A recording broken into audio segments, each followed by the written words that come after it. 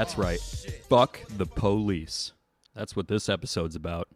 And if you haven't figured out by now, there's going to be excessive profanity. I mean, I usually put the explicit thing on my show just, in case, because I just don't want to worry about it. Probably most times don't swear. Guests probably don't swear all that much. But anyway, man, am I pissed. I just read this article and watched this video of Daniel Shaver just get gunned down by a cop. He was gunned down by Mesa, Arizona police officer Philip Mitchell Brailsford. When you watch this video, I mean, oh man, it just fills me with anger and terrible frustration at the fact that I could not help this person not be the victim of undue violence. Like, it literally breaks my heart to see this person get gunned down. He's panicking for his life. The police officer is telling him to cross his legs, put his hands in the air, and crawl towards him. Now, I don't know very many people who can crawl with their ankles tied, with their hands up. This is absurd. I mean, guys, usually I'm a lot more nuanced about just like the whole police issue and blah, blah, blah, blah, blah. I usually get a little frustrated with libertarians because, there is kind of a role for a social apparatus of violence, I think. I'm just not sure it needs to be monopolized. Don't get me wrong, fellow libertarians. I am very much in the private property sect. Don't believe in really any public sector services. And that especially heightens those kinds of notions in me when I see someone get gunned down unjustly by one of these people who, by the way, was just acquitted today.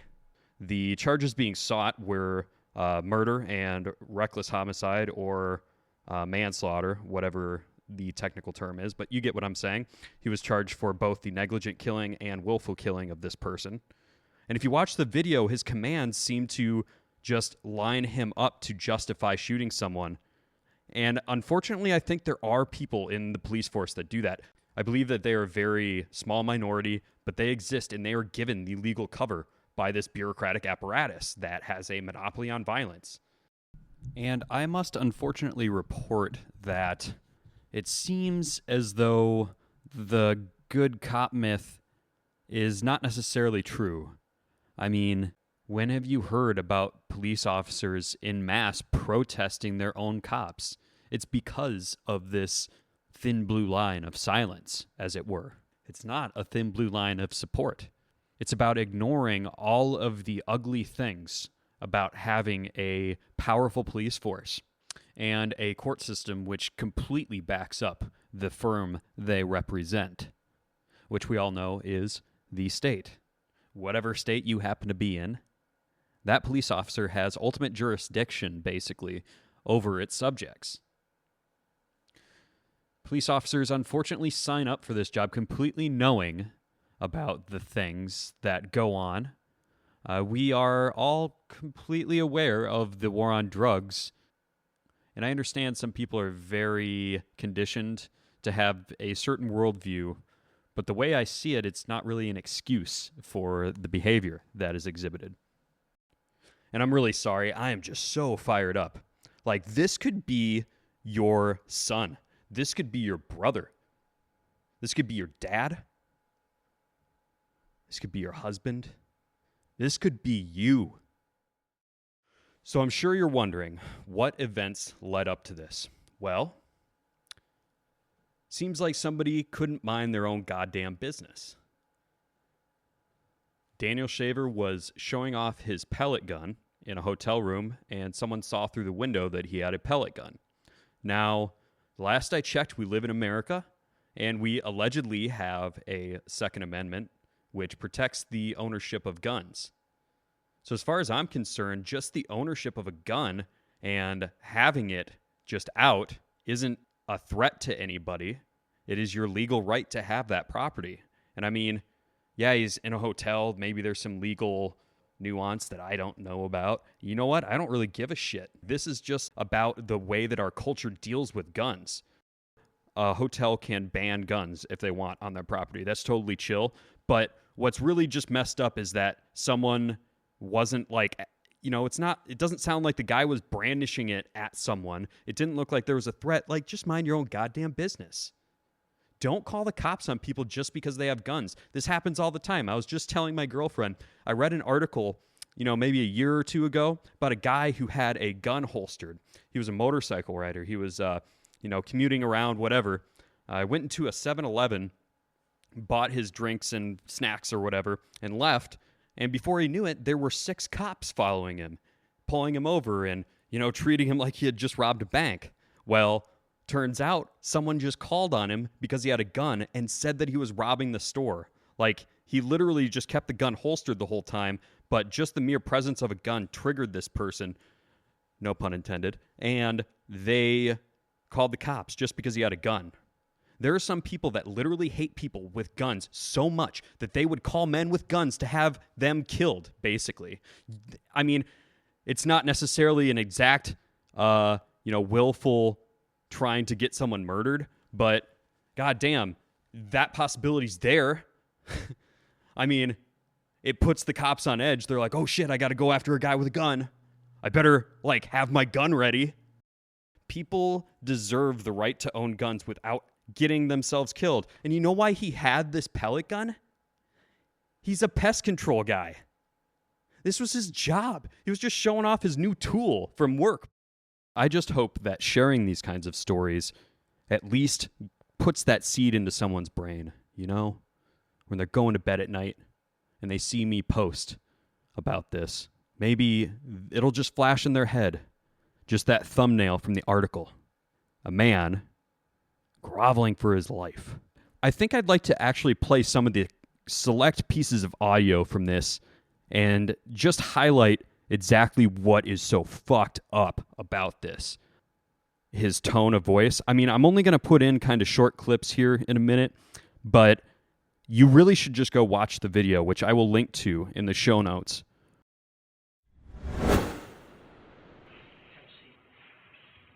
Okay, young man, listen to my instructions and do not make a mistake.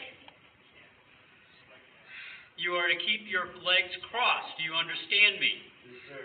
You are to put both of your hands palm down, straight out in front of you. Push yourself up to a kneeling position. I said keep your legs crossed! I'm sorry. I didn't say this in conversation. Put your hand! Hands up in the air! You do that again, we're shooting you. Do you understand? Please do not shoot me. Then listen to my instructions. I'm trying to just do what you Don't talk! Listen! Hands straight up in the air. Do not put your hands down for any reason. You think you're going to fall, you better fall on your face. Your hands go back in the small of your back or down. We are going to shoot you. Do you understand me? Yes, sir. Crawl towards me. Crawl towards me! Yes, sir. Don't talk!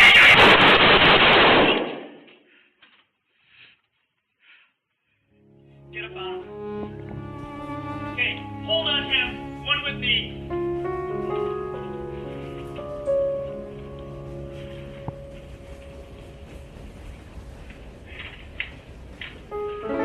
Key card. Key card. Same 81998.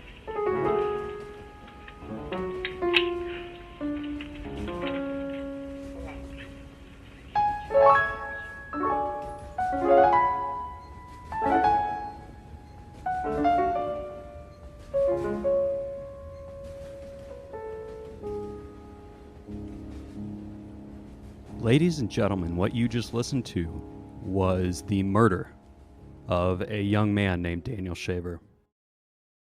First of all, police should have not been called. Second of all, he should have not been shot. There is going to be a role for security, no matter what, even in the world that I envision. I wouldn't ask for it unless I thought there would be some kind of service where people could pay to have specialized people protect their neighborhoods, their homes, their property. However, what we have here in the United States is not that. It is not a system which abides by private property rules. In fact, government is an apparatus which actively violates property rights on a very daily basis. Law enforcement unions lobby for the right to perform their duties of violence without any repercussions. Now, I would imagine that it would be a very tough job to be a police officer, in no matter what capacity. Whether it's a private property system that I envision, or it's the world that we live in today. And it is imperative that you understand that these are just people, and they should abide by the same rules as other people. Just because they are in a situation where violence may have to be used, they should have every sort of check and balance on them, legally speaking, so that they are accountable if they pull the trigger loosely. And yeah, there's a lot of gray area with some of this stuff. I mean, I get it. But ultimately, and I mean this very strongly when I say it, folks, government is violence. When you call for something to be done by government, and make no mistake, if you are an advocate of gun control, this kind of thing, I'm sorry to say this, but it is partially on you. You tolerate rhetoric and policy which makes this kind of thing possible. But bottom line is, this is something that just cannot stand. And a lot of people, when they see things like this, what they think is we just need to have better control over government. Well, I'm sorry, but you won't have control over that police officer when he pulls that trigger on that innocent man. You're not going to be there to vote to stop him. The only thing you can do is advocate for a system where that person doesn't have a fucking job, where security forces actually have to be beholden to customers. I'm talking, if Walmart had its own security force and they were selling security contracts and they were just fucking killing people with pellet guns in hotels, do you think people would stand for that shit? But no. When it's a government police officer, the thin blue line is evoked, and it becomes very difficult to communicate to people not only the necessity to break down just like the superficial part of the system, but I mean we need to fundamentally shake it at its core. We need these people to not have a protected class. Make no mistake about it, folks. Bureaucracy is the protected class. It's not even rich people. It's a class of people who get into the public sector and have this force of law behind them. It's time to stop making excuses just on a knee jerk. And I understand, especially conservatives who have this view that we need to maintain this part of the regime. But honestly, I would like to, at the very least, see some of those same people who are more conservative about police to be at least a little bit more outraged when this kind of shit happens. You know, if you really believe in this kind of institution and you believe in freedom, please, for the love of God, stand up and say something about it. And I'm not against people just trying to make things better. Don't get me wrong when I was saying that, you know, people just want to take control of this institution. Just on a philosophical level, can we at least acknowledge that force should not be levied against people who are not purveyors of a crime, people who are not assaulting property, people who are minding their own business, people with pellet guns in hotel rooms. And I really wish I could be fair to the other side of this argument, but after watching that video and understanding what's going on here, you know, I just can't. A little detail that is also really messed up about this is that the jury didn't get to know about this sort of piece of information because it was a defamation of character on the police officer. Etched into the rifle were the words, "You're fucked." And I can't help but sit here and think that this cop at one point had just been sitting there scribing that. What was he thinking? Does this sound like a person who has restraint with the use of his firearm? Doesn't sound like it to me. Every gun owner that I know, every normal person, has a very high tolerance for what they use that gun for, especially if it's a person. I mean, and I grew up in a hunting family. I mean, we would take such extreme caution when you're downrange on a deer. Like, you got to make sure that's going to fit your tag, and you got to, like, make sure that you're shooting the right thing, right? Man, I just can't get over it. I just can't get over the double standard. We all have such high expectations for safety in our own personal lives and for accountability in our own lives. But for some reason, this abstracts it. The fact that they're police officers. This, folks, is what we call statism. It's a bit of a eye-rolling term among libertarians. Now, I often don't even use it unless I'm among libertarians. But this is what it is. It's the defense of this bureaucratic institution no matter what. And really, if you do believe in that system, if you are someone that is, sees government as a necessary evil and it needs to be in all these little facets of our lives, that you at least take caution. Take caution because you don't have the vote, like I said, to stop that officer from pulling that trigger. And I've said it so many times, but please watch this video. This officer was coaching this man into a situation where he could justify a shooting. I mean, I just can't see it any other way. There was nobody's safety at risk here. And if this is just sort of the standard way that police get trained, that's kind of fucking scary, isn't it? When I watched this video, god damn, we were all raised, right, to just think that police are just there to protect you and they're good guys.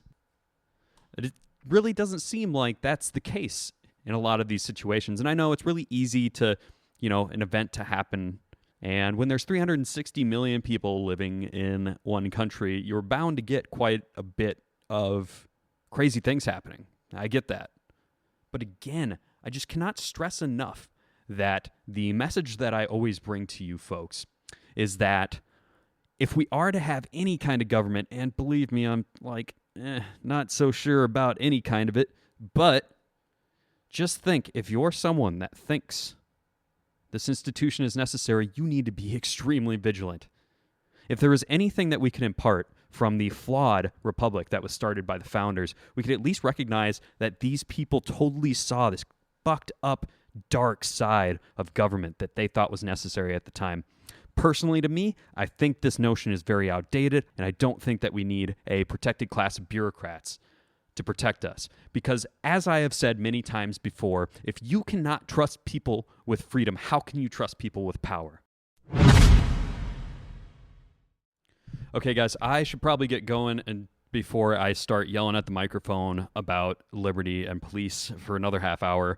But thanks for listening. Sorry that the content's been getting out so intermittently. I've been so busy, and any free time that I have really has been spent just getting things just done, like utility things around the house, and got to spend time with my lovely girlfriend and our family, and I've just been working a lot at my day job. So thanks a lot for listening. I've got a lot of really cool shit coming in the future, though. I'm definitely not putting this project down completely. You'll just see intermittent episodes. I know I'm a really shitty podcast marketer, not very good at the whole consistent content thing, but I'm building something. I'm going to build it slowly. Hope you guys will stick with me through that. And I've got a really cool episode coming in a couple weeks. I'm going to have Prof. CJ on from the Dangerous History podcast, and I'm just going to pick his brain about some really cool shit. I really look up to him, and I think that'll be a really fun episode.